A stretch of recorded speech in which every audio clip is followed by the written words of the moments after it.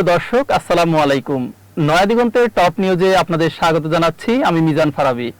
আজকের টপ নিউজের শিরোনাম, জাকসুতেও শিবিরের সাফল্য। প্রতিনিধিদের পাঠানো তথ্যে এবার বিস্তারিত।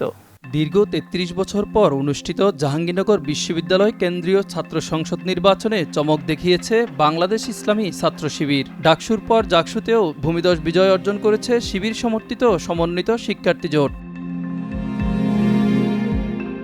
কেন্দ্রীয় সংসদের ২৫টি পদের মধ্যে জিএস, ২ এজিএস সহ ২০টি পদে জয় পেয়েছে শিবির সমর্থিত প্রার্থীরা। ভিপি পদে জয়লাভ করেছেন স্বতন্ত্র শিক্ষার্থী সম্মিলন প্যানেলের প্রার্থী আব্দুর রশিদ জিতু। এছাড়া স্বতন্ত্র প্রার্থী হিসেবে ক্রীড়া সম্পাদক পদে মাহমুদুল হাসান কিরণ ও সাংস্কৃতিক সম্পাদক পদে মুহিবুল্লাহ শেখ জিসান এবং বাংলাদেশ গণতান্ত্রিক ছাত্র সংসদ থেকে সমাজসেবা ও মানব সম্পদ সম্পাদক হিসেবে আহসান লাবিব, কার্যনির্বাহী সদস্য পদে মোহাম্মদ আলী চিশতি জয়লাভ করেন।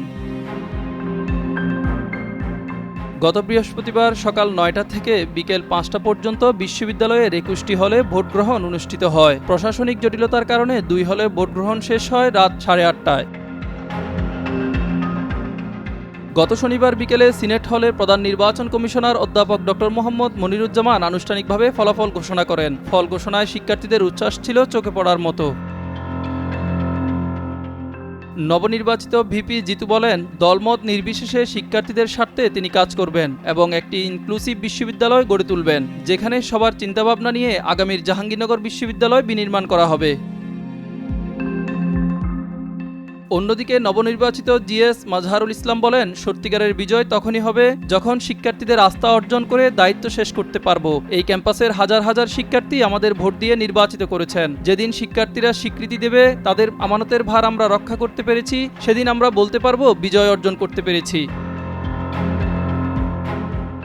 তবে ভোট গণনায় ধীরগতির কারণে সমালোচনার ঝড় উঠেছিল সামাজিক যোগাযোগ মাধ্যমে। বৃহস্পতিবার ভোট শেষ হলেও ফলাফল প্রকাশে সময় লেগেছে প্রায় ৪৮ ঘণ্টা।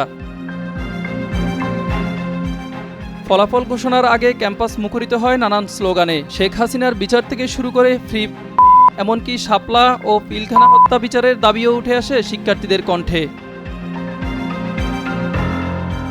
১৯৮৯ সালে নিষিদ্ধ হওয়ার পর থেকে ৩৫ বছর প্রকাশ্যে কার্যক্রম চালাতে পারেনি ইসলামী ছাত্র শিবির। মাত্র ১ বছরের মধ্যে নির্বাচনে অংশ নিয়ে জাকসুতে বড় ইতিহাস গড়েছে শিবির সমর্থিত প্যানেলের প্রার্থীরা। এবারের জাকসু নির্বাচনে মোট ৮টি প্যানেল অংশ নিলেও শেষ পর্যন্ত শিক্ষার্থীদের রায়ে অধিকাংশ পদে বিজয়ী হল সমন্বিত শিক্ষার্থী জোটের প্রার্থীরা। মিজান ফারাবি, নয়া দিগন্ত।